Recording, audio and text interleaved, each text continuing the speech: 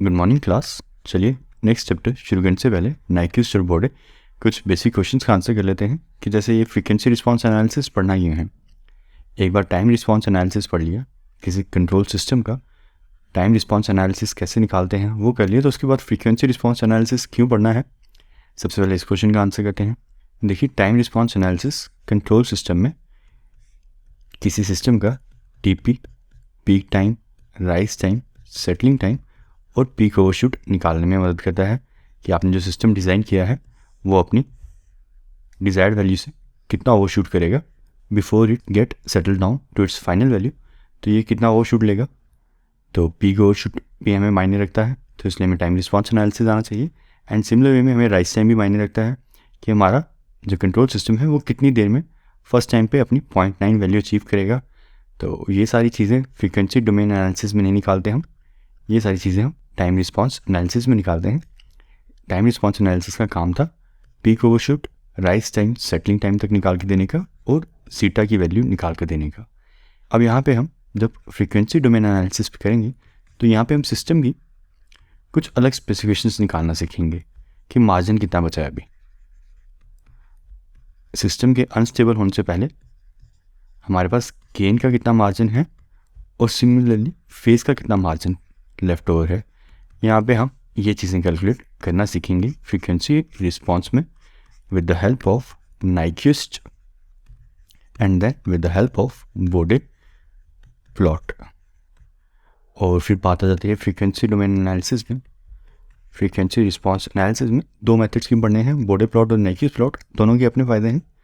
इस प्लॉट से gain margin और फेज मार्जिन निकालना बहुत आसान है।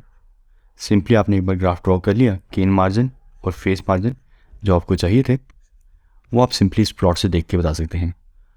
लेकिन अगर आपका open loop transfer function unstable है तो तब आप बॉडी प्लॉट की टेक्निक नहीं यूज़ कर सकते गेन मार्जिन फेज मार्जिन निकालने के लिए। तब आपको नाइक्यूस्ट प्लॉट आना चाहिए।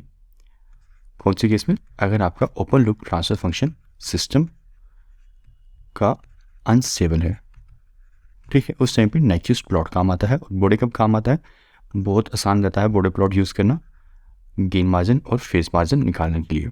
और फ्रीक्वेंसी रिस्पांस एनालिसिस क्यों पढ़ना है, क्योंकि अब हम सिस्टम की दो नई स्पेसिफिकेशंस निकालना सीखेंगे, गेन मार्जिन और फेज मार्जिन। और टाइम रिस्पांस एनालिसिस में क्या निकालते थे, ये कुछ सिस्टम की स्पेसिफिकेशंस निकालते थे, rise time, settling time, MP, zeta. यहाँ पे हम कुछ दो अलग स्पेसिफिकेशंस निकालेंगे।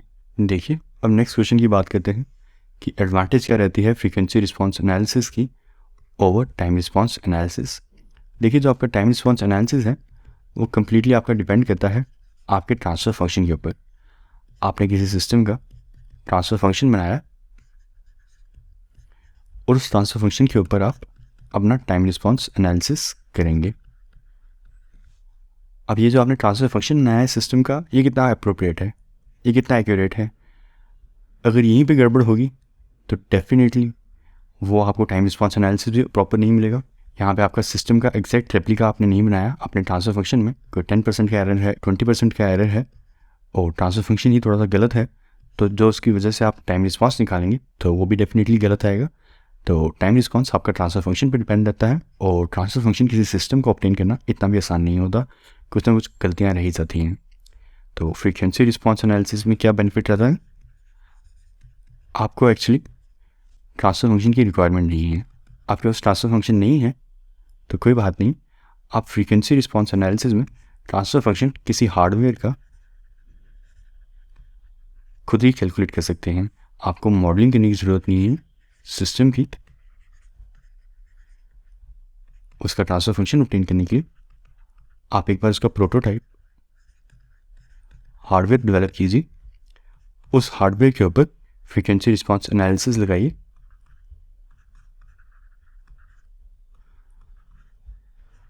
और वहाँ से फ्रीक्वेंसी रिस्पांस एनालिसिस से आप उसका ट्रांसफ़र फंक्शन डायरेक्टली ऑब्टेन कर सकते हैं। तो फ्रीक्वेंसी रिस्पांस का क्या बेनिफिट रहता है, यहाँ पे आपको ट्रांसफ़र फंक्शन की इतनी रिक्वायरमेंट नहीं है। आप अपना नाइक्यूस्ट और बोर्डे प्लॉट अप्लाई करने के लिए ट्रांसफ़र फंक्शन खुद से इवॉल्व कर सकते हैं with the help of frequency response analysis experimentally. आपको कुछ भी चीज़ मॉडल करने की ज़रूरत नहीं है। नेक्स्ट क्वेश्चन पे आते हैं, what is frequency response analysis.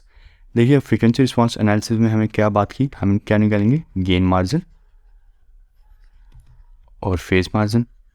हमारे सिस्टम की दो और स्पेसिफिकेशंस कि कितने मार्जिन्स अभी बचे हैं हमारे पास सिस्टम के गेन में और सिस्टम के फेज में कितना मार्जिन बचा है। तो इसके लिए हमें निकालना क्या है, इसके लिए हमें सिस्टम का सिस्टम गेन निकालेंगे कि सिस्टम गेन है क्या हमारे सिस्टम का, और वो कैसे पता चलेगा, जैसे जैसे हम ओमेगा की वैल्यू चेंज करेंगे वैसे वैसे उसका सिस्टम गेन क्या बनेगा हम वो कैलकुलेट करेंगे। और सिमिलरली जैसे जैसे हम सिस्टम की फ्रीक्वेंसी, इनपुट की फ्रीक्वेंसी चेंज करेंगे उसके लिए सिस्टम के फेस का ग्राफ प्लॉट करेंगे और इन दो ग्राफ से हम कैलकुलेट करेंगे हमारे मार्जिन्स कितने हैं, सिस्टम का गेन मार्जिन कितना है और फेस मार्जिन कितना है। ये हम पहले सिस्टम का गेन कैलकुलेट करेंगे और फेस कैलकुलेट करेंगे और वहाँ से बताएंगे कि लेफ्ट ओवर मार्जिन्स कितने हैं अभी हमारे सिस्टम के पास। So this is what we do in frequency response analysis. क्या करते हैं, दो स्पेसिफिकेशन चाहिए हमें, गेन मार्जिन और फेस मार्जिन, और जैसे जैसे हम फ्रीक्वेंसी को चेंज करेंगे वैसे वैसे सिस्टम के गेन को रिकॉर्ड करते चलेंगे। सिमिलरली जैसे जैसे फ्रीक्वेंसी चेंज करते रहेंगे वैसे वैसे सिस्टम का फेस कहाँ से कहाँ शिफ्ट हो रहा है वो भी रिकॉर्ड करते रहेंगे और उसी के बेस पे हम हमारा फेस मार्जिन और गेन मार्जिन निकालना सीखेंगे। This is your frequency response analysis. ये जैसे जैसे हम नाइक्यूस्टर बोर्ड खत्म करेंगे थर्ड क्वेश्चन का आंसर आपको तब ज़्यादा क्लियर हो जाएगा।